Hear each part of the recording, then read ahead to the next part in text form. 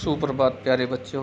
कक्षा +2 का ज्योग्राफी का हमारा टॉपिक चला हुआ है मानव विकास। और मानव विकास में विश्व के देशों के बारे में भी हमने चर्चा की। और हम बात करें अपने राज्य के बारे में, अपने देश के बारे में वो भी हमने विस्तार पूर्वक जाना। आज हम स्वस्थ जीवन के सूचक के बारे में पढ़ेंगे कि क्या पैमाना है मानव विकास का। स्वस्थ जीवन के सूचक, रोग और पीड़ा से मुक्त जीवन और यथोचित दीर्घायु एक स्वस्थ जीवन के सूचक शिशु मृत्युता और माताओं के प्रजननोत्तर मृत्यु दर को घटाने के उद्देश्य से पूर्व में प्रश्नोत्तर स्वास्थ्य सुविधाओं की उपलब्धता, वृद्धों के लिए स्वास्थ्य सेवाएं, पर्याप्त पोषण और व्यक्तियों की सुरक्षा और एक स्वस्थ लंबे जीवन के कुछ महत्वपूर्ण माप हैं। क्या है वो माप? सबसे पहले बात करें हम स्वच्छ भारत मिशन की। कारखानों से निकलने वाले विषैले जैविक पदार्थ से नष्ट हो जाने वाले कचरे, शहरों के सीवर तथा खुले में शौच आदि के कारण स्वास्थ्य से संबंधित बहुत से खतरे पैदा हुए हैं। भारत सरकार ने इन समस्याओं का समाधान करने के लिए बहुत से कदम उठाए हैं। स्वच्छ भारत मिशन भी उनमें से एक है। ये एट प्रेजेंट की सरकार की मुहिम थी और इसके बहुत अच्छे रिस्पॉन्स भी आए। स्वस्थ मस्तिष्क एक स्वस्थ शरीर में निवास करता है और एक स्वस्थ शरीर के लिए स्वच्छ वातावरण, विशेष रूप से स्वच्छ हवा, पानी, शोर मुक्त माहौल, स्वच्छ परिवेश प्राथमिकताएं आवश्यकताएं हैं। नगर निगम के कचरे, उद्योगों से निकलने वाले प्रदूषित जल, परिवहन से निकलने वाले धुएं आदि शहरों में प्रदूषण की मुख्य स्रोत हैं। ग्रामीण इलाकों में, शहरों में, झुग्गी झोपड़ियों में खुले में शौच प्रदूषण के मुख्य स्रोत हैं। भारत सरकार ने देश के प्रदूषण रहित बनाने के विचारों से स्वच्छ भारत अभियान चलाया, जिसके उद्देश्य निम्नलिखित हैं।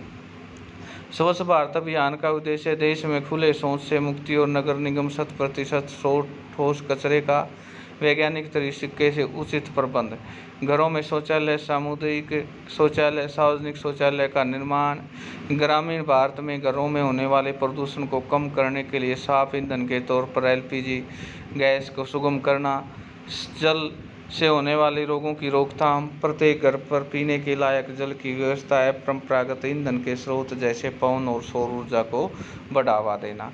ये यहाँ पर हमारा कुल साक्षरता दर है। अलग अलग स्टेट वाइज इस टेबल को आप नोटबुक में उतारेंगे।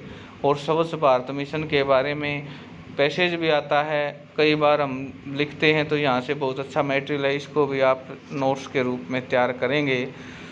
कुछ स्वास्थ्य सूचकों के क्षेत्र में भारत में सराहनीय कार्य हुए, जैसे मृत्यु दर 1951 में 25.1% से घटकर 2015 में 6.5 प्रति हजार होना। इसकी अवधि में शिशु मृत्युता का 148 प्रति हजार में से 37,000 प्रति हजार होना। इसी प्रकार 1951 से 2015 की अवधि में जन्म के समय जीवन प्रत्याशा में पुरुषों के लिए 37.1 वर्ष में 66.9 वर्ष तथा स्त्रियों के लिए 36.2 वर्ष से 70.0 वर्ष की वृद्धि करने की सफलता मिली। यद्यपि ये महत्वपूर्ण उपलब्धियां हैं, फिर भी कुछ करना बाकी है। इसी प्रकार इसी अवधि के दौरान भारत में जन्म दर को 40.8 से 20.8 तक ले जाकर अच्छा कार्य किया, किंतु यह जन्म दर अभी भी अनेक विकसित देशों की तुलना में काफ़ी ऊंची है। लिंग विशिष्ट ग्रामीण नगरीय स्वास्थ्य सूचकों के संदर्भ में देखने की स्थिति और चिंताजनक प्रतीक होती है। भारत में स्त्री लिंगानुपात घट रहा है। भारत की जनगणना 2011 के निष्कर्ष में विशेष रूप से 0.6 यानी 0 से 6 वर्ष के आयु वर्गों में लिंग अनुपात के संबंध में बहुत से अवांछनीय रिपोर्ट। अन्य महत्वपूर्ण लक्षण में यदि केरल का अपवाद मान लिया जाए, यदि राज्यों के बच्चों का लिंग अनुपात घटा है और पंजाब, हरियाणा जैसे विकसित राज्यों में सबसे अधिक चिंताजनक है, तो यह लिंगानुपात प्रति 1000 बालकों की तुलना में 850 बालिकाओं के नीचे है। इसमें कौन कौन से कारक उत्तरदायी है? क्या सामाजिक दृष्टिकोण अथवा लिंग निर्धारण की वैधानिक विधियाँ हैं? तो प्यारे बच्चों, ये मानव विकास सूचकांक का मूल्य है, कोटि है, क्रम के अनुसार आज के लिए इतना ही। कल हम एक नए अध्याय नए पीरियड में पढ़ेंगे, सामाजिक सशक्तिकरण का सूचक। आज हमने 2 टॉपिकों पर चर्चा की, स्वच्छ भारत मिशन और साक्षरता दर पर। संपूर्ण भारत की बात करें तो 74.4 है, स्त्रियों की 65.46 है, और अलग अलग स्टेट वाइज आपके सामने ये टेबल है। इन 2 चीज़ों पर आप सुंदर नोट्स तैयार करेंगे और उनको याद करेंगे। आज के लिए इतना ही। आशा है ये आप सभी कर रहे होंगे, इनको याद कर रहे होंगे। धन्यवाद।